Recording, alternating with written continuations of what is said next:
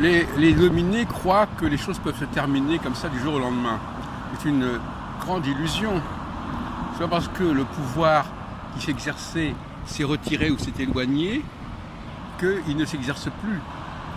On a maints exemples du contraire, n'est-ce pas? Ça n'est jamais fini.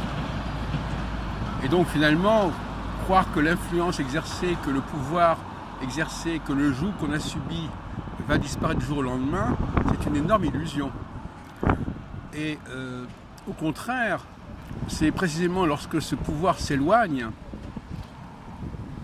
que l'on prend conscience de son importance et de son impact. C'est ça peut-être ce qui est paradoxal.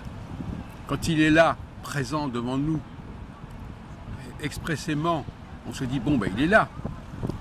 Et quand il partira, il partira. S'il y a la présence du pouvoir, et après il y aura l'absence du pouvoir. Mais en réalité, les choses ne sont jamais si simples que cela. Et en fait, même lorsqu'il y a absence de pouvoir au sens strict du terme, ça ne veut pas dire du tout que le pouvoir ne s'exerce plus. Mais il prendra des formes plus complexes, comme par exemple le reflux de la marée ou le reflux du Nil, aussi bien d'ailleurs positivement que négativement d'ailleurs.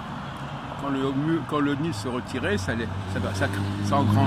enclenchait une fertilité considérable des pays, des zones qui ont été recouvertes par le Nil. C'est le fun.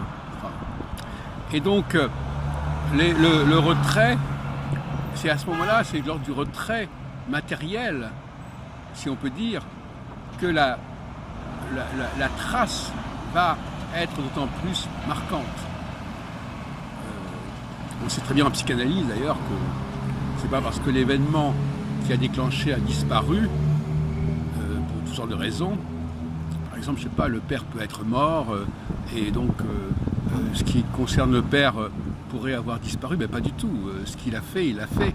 Et ça va rester mémorisé, ça va rester emmagasiné de toute façon. La mémorisation va pérenniser les phénomènes en question. Et donc, quelque part, elle va pérenniser aussi le pouvoir. Voilà.